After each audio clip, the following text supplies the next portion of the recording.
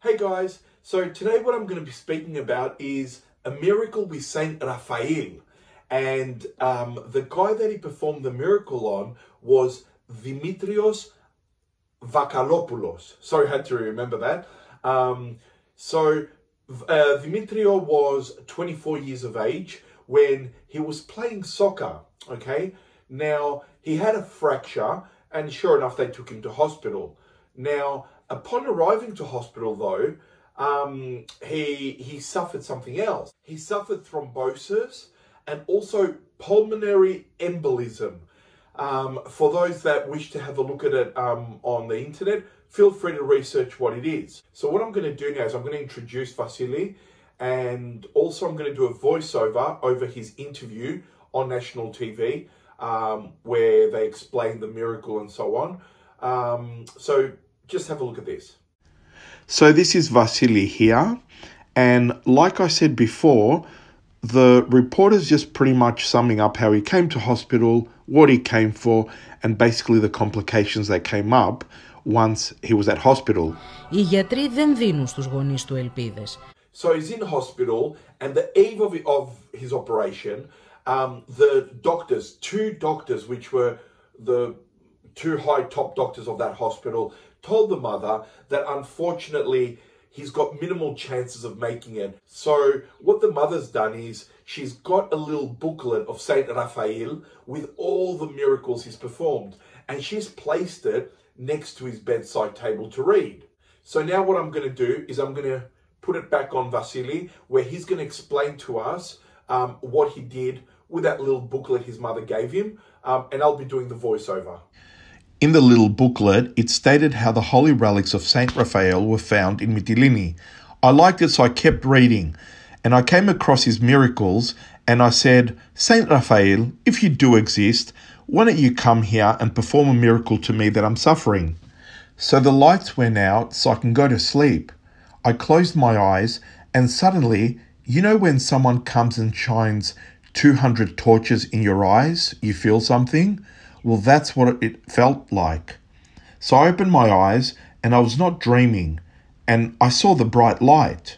It was blinding me, so I put my hand over my eyes and said to the nurse, can you take the light away? Why did you bring the light into my eyes? Suddenly the nurse got up and said to me, there is no light. Αδερφή, πάρε αυτό το φως, λέω, τι με το έφερες μπροστά στα μάτια μου? Πετάγεται αυτή και μου λέει, ποιο φως, ρε, δεν υπάρχει φως. Suddenly the light faded away, and I saw a priest floating in the air, looking at me, and I'm saying this and getting shivers.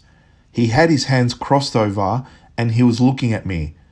I froze, because I've never seen anything in my life like this, and I asked the nurse, who is this priest?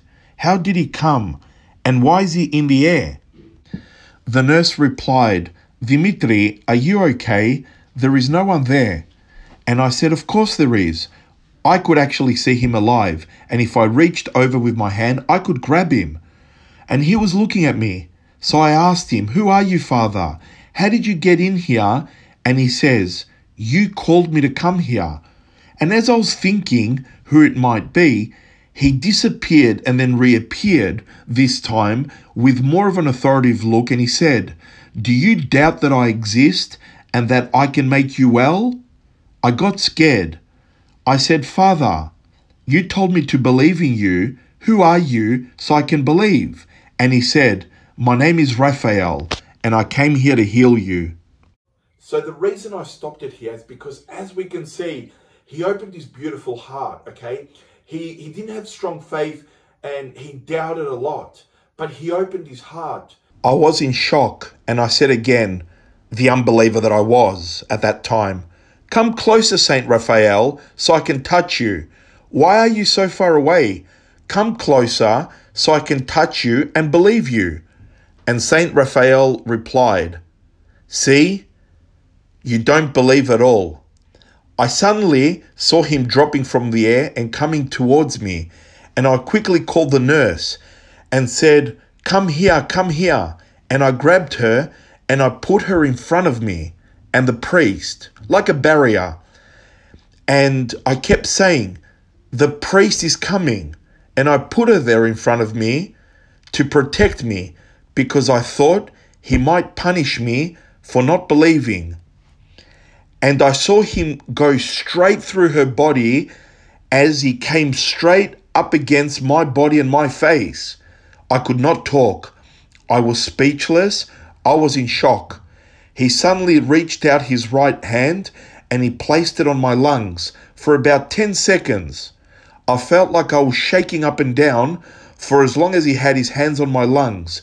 And then he took away his hand and he asked me, "Do you believe now?"